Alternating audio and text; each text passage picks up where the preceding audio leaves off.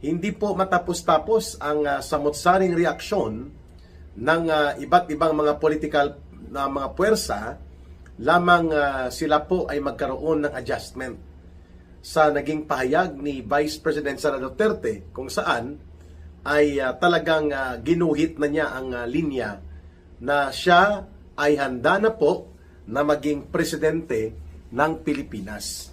At yan ay nagpainit ng mundo ng politika ng mas maaga sa inaasahan po natin. No?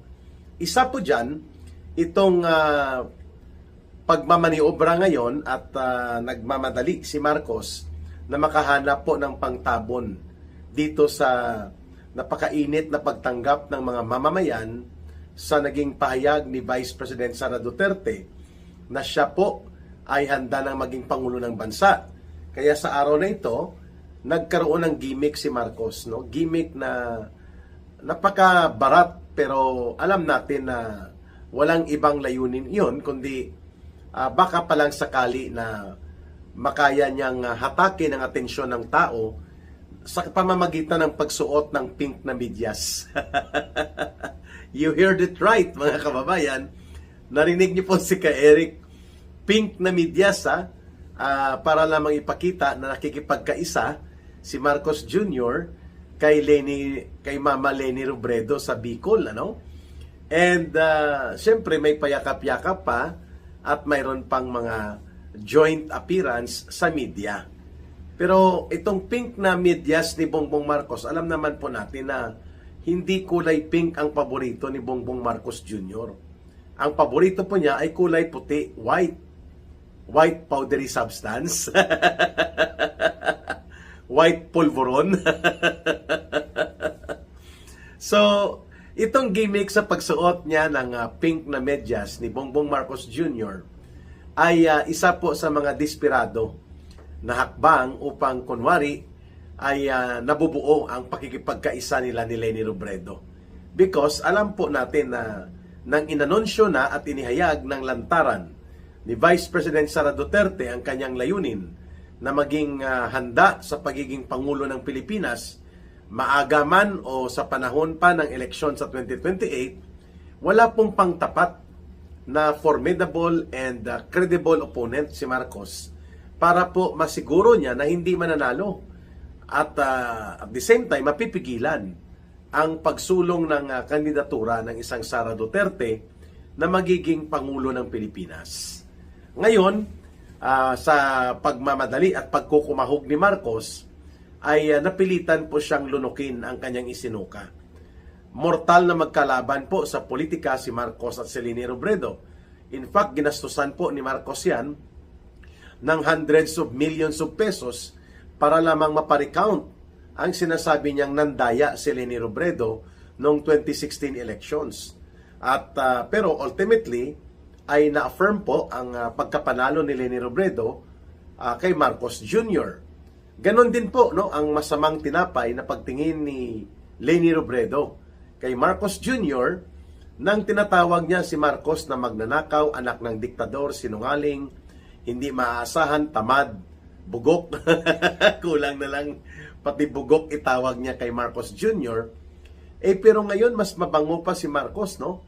Sa pinakamabangong perfume kung magdiskarte ng kanyang pagbaliktad din itong si Leni Robredo. Magkasabwat po ang kanilang style ng mga trapo. Kaya po itong pink na medyas, wag nating kalimutan po, gimmick ito na ipapakita ni Marcos Jr. na ang mga naging kalaban niya sa politika at naging mas malalim ang kanilang banggaan at hidwaan ay unti-unti niyang nililigawan upang nang sa ganun po ipakita niya kay Sara Duterte na kunwari mayroon silang malawak na alyansa ng iba't ibang mga puwersang politikal. Sapagkat ang kanilang nakikita dito na ang buong puwersa ng yellow at pink ay kanyang susuyuin at magkaroon ng malawak na alyansa kasi wala naman talaga pangtapat at wala pong mas malakas na masasandigan si Marcos na magiging kandidato niya dahil hindi nga siya nakakasiguro kay Risa Hontiveros Bagamat nagmanifest na si Risa Hontiveros na siya ay very interested na tumakbo bilang Pangulo kung ibibigay daw sa kanya ang pagkakataon na yan, anong ibibigay. Inaambisyon mo talaga yan. Yan ang ibig sabihin po. So, among those that na pwedeng pagpilian ni Marcos para pangtapat at pangtapal niya sa kanilang disadvantaged position sa politika, sa pagkakaroon ng isang Sara Duterte as a formidable and strong political opponent, ngayon, ito po si Marcos ay pilit niyang kinokonsolida itong yellow and pink na mga alliances, no? Kagaya po ng kanyang panliligaw kay Leni Robredo, di bali nang maging Baduy ang kanyang dating, not Lorraine Baduy, di bali na maging style bulok ang kanyang approach, di bali na maging papalitan mo na niya ang paborito niyang kulay na puti, dahil alam natin ang white powdery substance ay puti po yun, kulay.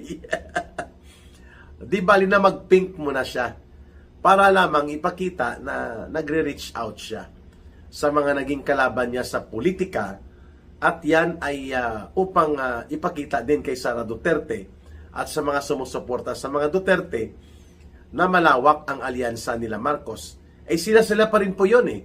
Simula nang umupo si Marcos noong 2022, ay kanya na pong kinokonsolida at kanya na pong inihila papunta sa kanyang turel, sa kanyang kwadra, ito pong mga kalaban ng mga Duterte. Yun ang naging focus niya, no? Una, ang CPP, NPA, NDF, pinakalma nila, sinuhulan at ginawa nilang attack dogs ang CPP, NPA, NDF na mga urban operatives, lalo na po ang kanila mga party list organizations. Ganon din po ang mga hilaw na komunista na tumatawag kay Marcos noon na magnanakaw ka, anak ka ng diktador, tamad, balasubas ka, at hindi ka dapat maging pangulo, kawatan. Ngayon, pag upo ni Marcos, inuuna niya po ito, mga kagaya ni De Lima, ni Hontiveros, at ng mga grupo nila, sapagkat kailangan niya po ng magagamit, masusuhulan, upang maging mersenaryo. Pag sinabing mersenaryo, yung kaya niyang bayaran upang maging kasabwat sa mga maruruming laro ng politika. So before pa man po itong kunwari ang gimmick at budol style ni Marcos na magsuot ng pink na medyas, kasama na po niya ang yellow at pink na mga survivors ng bulok na politikang oportunista ng Liberal Party at ng mga grupo nila Leni Robredo. Hindi na po bago yun, ano? Pati po ang sa CPP, NPA, NDF ay kasama niya rin po ni Marcos Jr. Kaya, malinaw na ito po ay follow-up operations lamang. Ang pagpunta niya sa Bicol, ang pagsuot niya ng pink na medyas, yung pabeso-beso nila ni Leni Robredo, ang layunin po niyan ay mahikayat si Leni Robredo na tumakbo laban kay Sara Duterte, basta ang garantiya ay wag hahabulin at papanagutin sila Marcos at Romualdez sa kanilang krimen at mga kasalanan na ginawa sa ating mga kababayan. So that is part of the bargain, of course. Si Marcos po ay budulwero po ito. Kung mayroon pong tinatawag na magagaling sa paggamit at pagtudla ng baril, pistolero po yon. Kung mayroong magaling at expert sa pambubudol, budulero po. Yan si Marcos. Wala po siyang anumang pagmamahal o pagpapahalaga para kay Leni Robredo o sa mga dilaw at pink na mga zombies na kasama nila. Marcos is only for himself. Kailangan niyang gamitin ang CPP, NPA, NDF na alliance at ang kanilang mga urban operators, pati po itong sila Mama Leni Robredo, sapagkat manipis at mababaw ang kanyang sariling organisasyon. So kailangan niyang languyan at sakyan ito po ang mga dilaw at pink at pati na po ang mga tinatawag na evil society forces, or gusto nilang tawagin ang sarili nila as civil society, but they're actually evil society. So ito lahat tinitipon ni Marcos para magkaroon ng semblance of political coalition that would make a formidable challenge laban kay Sara Duterte.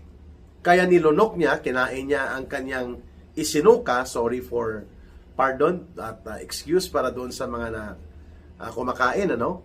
Ganyan po kabulok itong si Marcos Jr. na wala siyang pakialam kung kailangan niyang gamitin at mag-gimmick-gimmick sa mga tao na nilalapitan niya, kagaya ng paggamit niya ngayon kay Leni Robredo. Wala siyang pakialam. Ang importante ay mapipigilan niya o madiskaril at masabotahin niya ang political declaration and the eventual candidacy of Sara Duterte to become the next president. Kasi takot na takot po si Marcos. Sila Romualdez at mga tauhan po ni Marcos na mananalo at magtatagumpay muli sa politika at magiging presidente ang isang Sara Duterte. Kasi alam niya, matindi po ang kalalagyan niya at talagang tatamaan siya ng paniningil at paghahatol at paghuhukom, lalo na sa mga ginawa nilang krimen sa pandarambong sa kaban ng bayan. So wala na pong excitement para sa taong bayan. Hindi na po sila excited dito sa gimmick ni Marcos na pink na medyas, no? Ano pa ang gagawin ni Marcos Jr. para lamang maipakita na kunwari siya ay nagsusumikap na mapalakas ang alyansa at koalisyon niya?